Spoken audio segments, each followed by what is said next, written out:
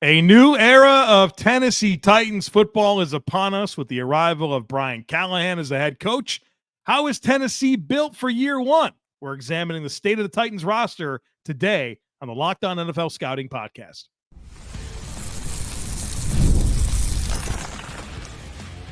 You are Locked On NFL Scouting with the Draft Dudes, your daily podcast for NFL and college football scouting. Part of the Locked On Podcast Network, your team every day.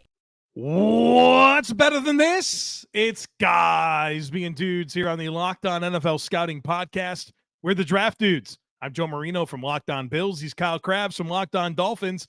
And we are your NFL experts here with you daily to talk team building across the league on the Locked On NFL Scouting Podcast with the Draft Dudes, part of the Locked On Podcast Network, your team every day. Want to issue a big thank you, shout out, and welcome to our everydayers. Those of you who make Locked On NFL Scouting your first listen every day, we appreciate y'all being here very, very much. Today's episode is brought to you by Game Time. Download the Game Time app, create an account, and use code LOCKEDONNFL for $20 off your first purchase. Terms apply.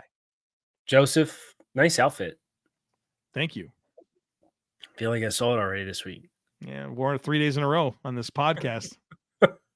A little behind the scenes. Joe and I are mass recording Tuesday, Wednesday, Thursday shows all in one sitting. And this is our third one. But the good news is we're in a nice groove. We're in a rhythm. And just in time to talk about the fourth and final AFC South team with a spotlight, the Tennessee Titans. And I'm not allowed to say anything about the team because that one guy was real mad about the feedback. So you're going to talk to yourself for 30 minutes. This is going to be fabulous. Yeah, because I can't talk about the team. So, well, can you at least talk about what we're doing or we're supposed to do on this podcast? But that's not even about the team. That's about the podcast. Tighten up, fans. We are here for you. It's your day under the sun. We are going through and grading every single roster in the NFL. And we have done the rest of the AFC South so far this week. And by the end of this, we will cover every team in the NFL. And what we're doing is we're grading and assessing every player on your roster and putting them in buckets as either a roster cornerstone, quality starter, a rookie, adequate starter, replacement level player, quality depth, non-roster caliber, incomplete evaluation, or a practice squad developmental player. Every bucket has a numeric score to it. It's weighted in terms of positional value. And at the end of this project, we are going to know good and well which teams have the best rosters in the NFL. And what's going to be fun is on tomorrow's episode, we are going to rank all of the position groups within this division. So we're going to stack up the offensive lines, the skill players, the defensive lines, the linebackers, et cetera, et cetera.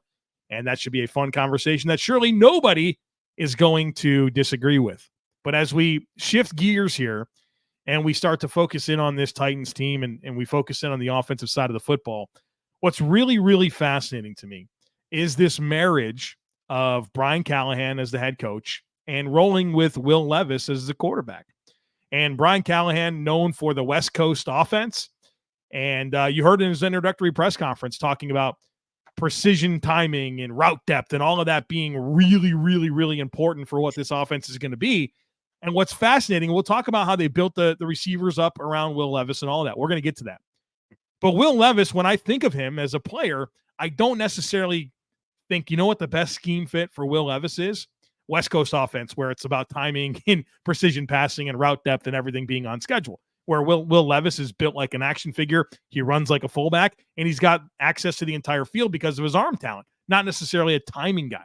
So I think, to me, before we even get into the roster, I think that's a really fascinating piece of this conversation. And Kyle, one thing that throughout the entire draft process, we never even considered the idea that Tennessee was going to draft a quarterback, right? Like at number 7 overall, they were supposed to get Joe Alt, right? And then everybody realized that Joe Alt's like probably the best player in the draft. And so he's probably not going to be there at number 7. And so the Chargers made him the pick at number 5. But the point being, it seemed like this was always a tackle team.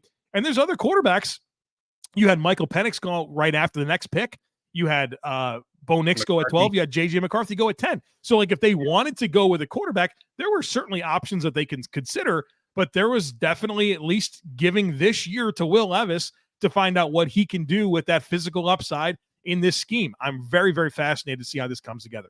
Yeah, I think there's there's plenty of a likable foundation with Will Levis as a player.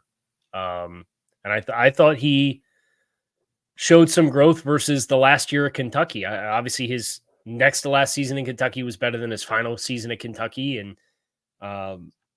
what he showed when he got the chance to play in Tennessee with limiting players around him in the passing offense outside of DeAndre Hopkins, I think it was enough of a flash, and there's enough tools there where everybody wants to fall in love with toolsy quarterback prospects, right? And think that I can fix him, right? It's the arrogance of coaching is everybody's going to be able to get the best out of every player that has physical ability.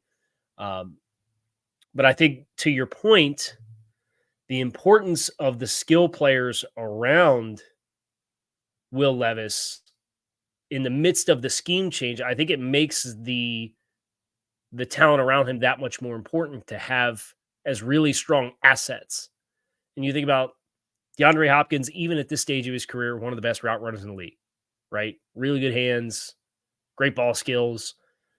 Calvin Ridley now coming in, a little bit of a vertical element to his game, but also somebody with high-end separation ability. Tyler Boyd with his savvy and experience being a middle-of-the-field type of player and a slot receiver. As much as you're going to totally remake your entire pass-catching room, I think there's a lot to look at, and Boyd obviously familiar with this system if Callahan's going to bring it with him from Cincinnati. Everything else should, from a target's perspective, work the way it's supposed to in this offense. So now the evaluation becomes much more about just Will Levis. Yeah. As compared to, well, the guy's got to figure out how to run the routes and the guy's got to figure out how to get open. And like, this is very different from Indianapolis, where you look at it outside of Michael Pittman, and it's a lot of youth and inexperience, and Josh Downs, a second-year player, and they have Adonai Mitchell as a rookie that's coming as a second-round pick. They went the other way on it, and I think in the midst of trying to figure out exactly what you have in Will Levis, this is probably a smart decision to do. Yeah, your 11 personnel group with those three receivers, Ridley, Hopkins, and Boyd, you have to love that for Will Levis. Not to mention two really good pass-catching backs in Tony Pollard and Tyjae Spears. Tyjae Spears caught 52 balls as a rookie last year. Yeah. I think this is kind of the right mix around him, not to mention a very good-looking young tight end in Chig Okonkwo, who has a really high ceiling that's been very productive pretty quickly for a guy that was kind of raw coming out of Maryland. So I think you love all that. Let's go ahead and have a little bit of a Treylon Burks conversation, because the reality here is, well, because he's a top 20 pick 2 years ago. And here's a lot to keep in mind here. Rand Carthon didn't pick Treylon Burks. That was the last gift that John Robinson had for you. And I'll tell you what, I'm going to slam the football. I think people were very surprised when the Tennessee moved on from John Robinson. But I had been a critic of him for a while, because I thought that he just continued to make miscalculation after miscalculation in terms of getting this team over the hump. And then just the drafting just fell off the last several years. And of course, highlighted by his final first-round pick being Treylon Burks. But Treylon Burks is not a route winner. Like, even if you thought Treylon Burks was going to become a star in the NFL as a top 20 pick, it was never going to be because he's a route runner. It's size, athleticism, getting the ball in space, allowing him to be an athlete, right? That's what it was always going to be about. Now you have a player that wasn't drafted by this regime, that wasn't drafted for this scheme. Like, I think the days are numbered here. As you look at the fourth receiver, to me, that's Nick Westbrook-Akine. Yeah. And then Kyle Phillips is another slot player that kind of profiles well to this offense. I don't see the path here for Treylon Burks in this offense. Yeah. And somebody is going to take a scratch-off lottery ticket on Treylon Burks and put him in a schemed role, and we'll see if the athleticism can pop and if he can be a little bit more stable. But I cannot think of a bigger mismatch of fit with what this Tennessee Titans offense is aspiring to be, bringing it over from Cincinnati, to what Treylon Burks has showcased himself to be through his time, both in college and now early in his NFL career as well. All right, we've got a fascinating conversation to have on this offensive line and, of course, the defensive side of the football. So be sure to stick with us. The NFL schedule is here. Tons of big matchups. I know the Titans got some big ones. Don't they have a primetime affair with the Miami Dolphins, if I'm not mistaken? Is that in Miami or is that in Nashville? It's in Miami. The league saw how that 4-minute extravaganza ended the game last year and said, we want that back on Monday Night Football again in the same place. Kyle, I went to bed. I flew to Miami for the game. Oh. Well, maybe you want to fly to Miami. Got me question if I ever want to use Game Time to buy tickets for a Dolphins game ever again. Listen, maybe you're a Titans fan and you want to get to Hard Rock Stadium. You know, who doesn't want to go visit Florida? Well, maybe don't. Okay, that was all right. Game time. Game time. Game time is the fast and easy way to purchase tickets for all the sports, music, comedy, and theater events near you. There's nothing going on in Nashville, I'm sure, that you wouldn't want to get a ticket for, right? So you can check that out. Yeah, I heard there's music in Nashville. Maybe it's the music. Did Dave Tepper bring it? City. No, music got to Nashville without Dave Tepper. They specialize in last-minute tickets, flash deals. They give you all-in prices, a view from your seat. So check it out. Take the guesswork out of buying tickets with Game Time. Download the Game Time app, create an account, and use code LOCKEDONNFL for $20 off your first purchase. Terms apply. Again, create an account and redeem code LOCKEDONNFL. That's LOCKEDONNFL for $20 off. Download the Game Time app today. Last-minute tickets, lowest price guaranteed. Can I have pissed off more people in one ad read? I'm sitting here. I didn't mean for any of that to happen. I'm just innocently trying to help this sponsor, and I fell into an absolute buzzsaw that I didn't mean to. Casting shade, you know what I mean? Like totally not my brand. I didn't mean for that to happen. We've been recording together too long today. Because we're off the rails. But I honestly feel like Tuesday's show was the most off the rails with the intro with the Angel Hernandez retirement. Yeah. So if you missed that, it turned into a whole bit. Mount Rushmore of bad officials, right? Well, we're now sitting here talking about baseball, and I was going to say, if you're a big baseball fan, go. Nashville doesn't have a baseball team. They're all Braves fans there, right? I suppose Ronald Acuna out for the year, man. Yeah, dude, that's brutal. Second ACL tear for him in like 3 years. You don't even see ACL tears don't happen in baseball, do they? Yeah, I believe it was a non-contact injury, but I didn't see the play in question. So that stinks because he's one of the few baseball players that I'm aware of that is like, oh, he's got a good brand, and baseball doesn't brand their players at all. And who doesn't have that problem? The National Football League. Now, I was going to make a transition to L'Jarius Snead talking about Brandon playing in Kansas City, but we need to finish the offensive line conversation. So let's do the thing with a couple of first-round picks, and Peter Skoronski and J.C. Latham, a big money center addition in free agency, and Lloyd Cushenberry. Like a really nice ad for them. The rest of it, I think, is going to be a lot of competition. Kind of heard some buzz. Our guy Justin Mello, who we know very well, does a lot of work for a lot of places. Believe he just put out a story talking about how, whether it's Sadiq Charles or Dylan Raduns or the competition at right guard, I have a hard time not seeing Daniel Brunskill be amongst your combination of best 5 offensive linemen, personally. But there is some unsettledness to the right side of the offensive line that needs to get figured out. But you like from center over left, a lot of investment. They're invested in the offensive line. And how it all comes together is, at least early in the season, just going to be a question of Latham as a rookie starting on the left side and Skoronski playing between 2 new players between him and Cushenberry learning a new offensive scheme. I think if there is good news for the right side, I do think Daniel Brunskill provides a solid floor. Like, you're going to be fine there. Not a plus starter, not going to kill you. He's fine. And I think Dylan Raduns has played 4 different positions throughout of his career. His best football to me has come at right tackle, where he got a chance to kind of be there late last season. And I would want to continue to kind of like see that trajectory, especially with the arrival now of Bill Callahan as the offensive line coach. And this is, like you said in the pre-show, this is the team that spent the most in free agency. The biggest move they made is probably getting Bill Callahan to be their O-line coach to start to get some of this, something out of this offensive line, where you feel like there's been some stagnant development throughout the years, and certainly a lot of injuries and things like that. But hopefully they can get some stability up front, and they're going to need that for Will Levis. Kyle, we didn't even talk about that Derrick Henry's not on this football team anymore. It's because he's not on the team. It's the whole point Right, is talking about the roster. But it's like now you transition it. You transition. They gave money to Tony Pollard, who I think 2 years ago you'd be like, okay, last year coming off the injury, maybe not his best season, but Tyjae Spears, good looking young player. We mentioned the pass catching ability that he brings to the table. That's a fun little pair. I think they'll probably be better together because, like we mentioned, Pollard has the injury stuff, and then the concern with Spears has nothing to do with him as a player. It's the knees, It's the right? longevity. So now you kind of have these two guys that can play off of each other and maybe get the most out of them for a long time. Mm-hmm. Defense? We shall. We got some cornerstones here. We got Jeffery Simmons, one of the best interior defenders in the game.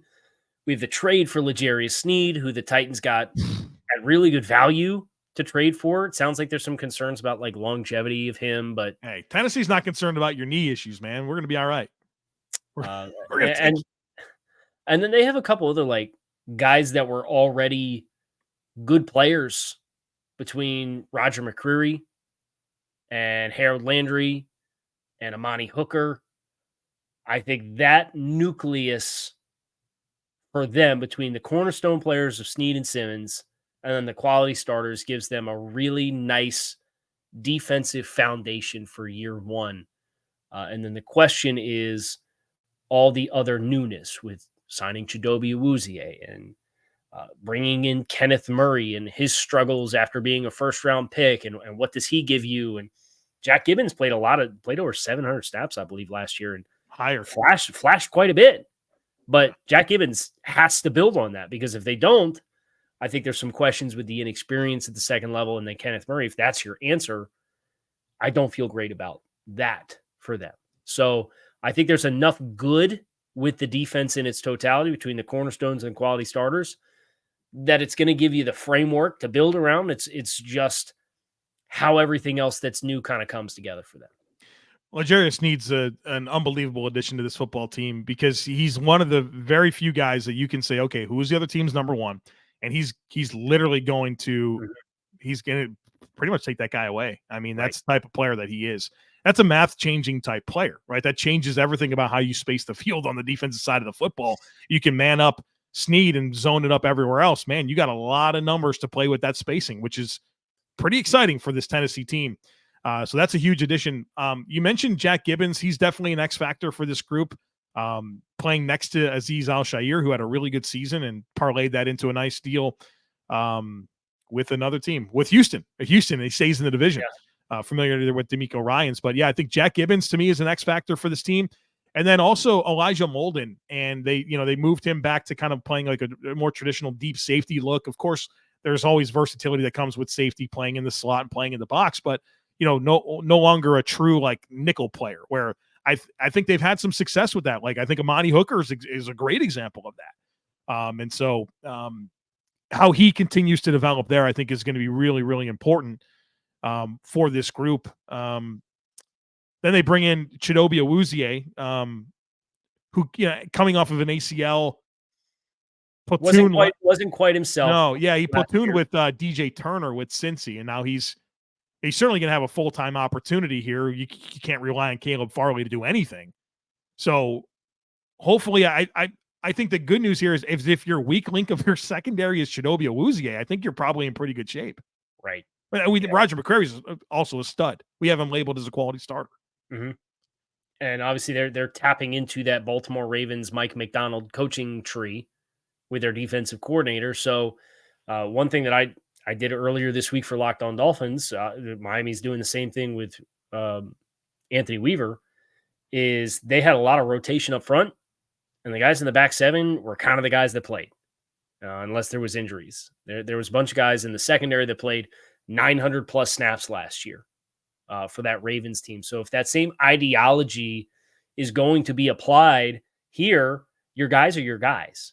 And then it's, okay, we're going to do a lot more rotation up front, which I think there's maybe opportunity to add a little bit of depth. Man, with this front, how excited would you be for this front if they retained Danico Autry services and didn't let him walk in free and see? I get it. Went to Houston too, right? Right. Jeez. Yeah, they took some of the best parts of that group from Tennessee last year, and they just pulled them over to play in Houston. But I get why you're a team in the midst of a transition and a reset, a 34-year-old player that's going to cost you money. I get it. Now, I love the addition of T'Vondre Sweat. I don't think you're going to find a lot of guys that are higher fans on what T'Vondre Sweat's capable of being than me. But the investment there was aggressive. So they very clearly have big-time aspirations for T'Vondre Sweat. And for him to live up to it, if they're going to have the rotation that they want and need to have based off of what this scheme used last year, T'Vondre Sweat is going to be a big X factor for them up front too. I got a few thoughts I'll share on this defensive line rotation coming up here on the other side of it. So be sure to stick with us.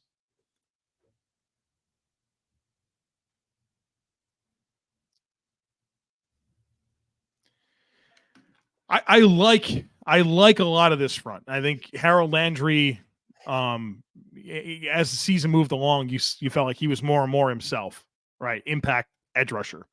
Arden Key, I think, has become like a stable starter in the NFL. Nice player. Yeah, he is. Jeffery Simmons, elite. And then I think you look at your nose situation between Sebastian Joseph Day and T'Vondre Sweat, and you feel good about that.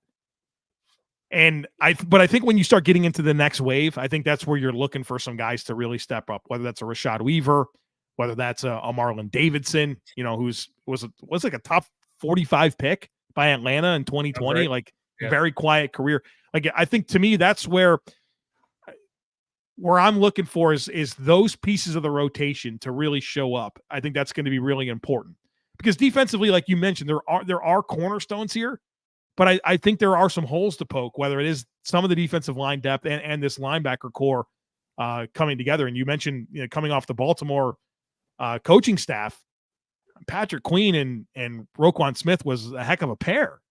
And now Kenneth Murray and Jack Gibbens. Like, we'll see. Cedric Gray as a draft pick gives them some upside there as well in terms of depth and maybe a future starter. But I think that's kind of what I'm paying attention to on this defense is that plus your corner depth. Like, I really like Jarvis Brownlee, was one of my favorite corner prospects this year, but I hopefully you don't have to rely on him this year. So I think your defensive depth to me is just kind of missing. Yeah. I think also the other thing that Denard Wilson's going to have to figure out is who's the third safety. Because that was a big role. If they're going to play it the same kind of way, Roger McCreary's an outstanding nickel corner, but Roger McCreary is a little different than having a third safety on the field. And there was a little bit of a distinguishment between your big nickel groups and your traditional nickel packages where you have an actual nickel back on the field. And that's not to say Roger McCreary can't play in some of your base stuff, depending on how Chidobe Awuzie plays this year. And I certainly would want Roger out there for majority of snaps on any given week. But the third safety element for that Ravens defense with Mike McDonald was huge. And if Denard Wilson is intending to do the same things, that is another role where there's a lot of free agent talent that's out there. We don't have to do the cornerback bit we've done the last 2 days where Joe says, hey, Stephon Gilmore and Xavier Howard and Adoree Jackson, these guys are out there. I know I missed like 3 names that you'd said the last 2 days. They're looking for work. Give them a call. We did that with Indianapolis. We did that with Jacksonville. We're not doing that here. But the safety room also has a lot of talent that is available. And figuring out who the third one is, if it's on the roster, whether it's Shaheem Carter or Mike Brown, or if Roger McCreary is just going to be a 100% snap taker as a nickel regardless, and we're not going to do the third safety thing, that's another thing for them that I look at. And it's like, y'all have been shy about spending money. Be interested to see if you have a little bit more you want to spend if you want to try and compete this year. Because as we've alluded to this week, it's going to be a pretty competitive division from top to bottom. Well, and what's really interesting about talking about a third safety with Tennessee is, if I'm not mistaken, this was the team in the NFL that used the highest percentage of 3 safety looks. And I know that's a different scheme. I recognize that, but they played a lot of different safeties last year. So I think, getting that third guy there is going to be an important piece of this defense coming together. Any other thoughts? Tennessee Titans. What's their path? Okay, so if Tennessee is going to be a competitive team in the AFC South, what do you think is the most important things that have to be true? Bill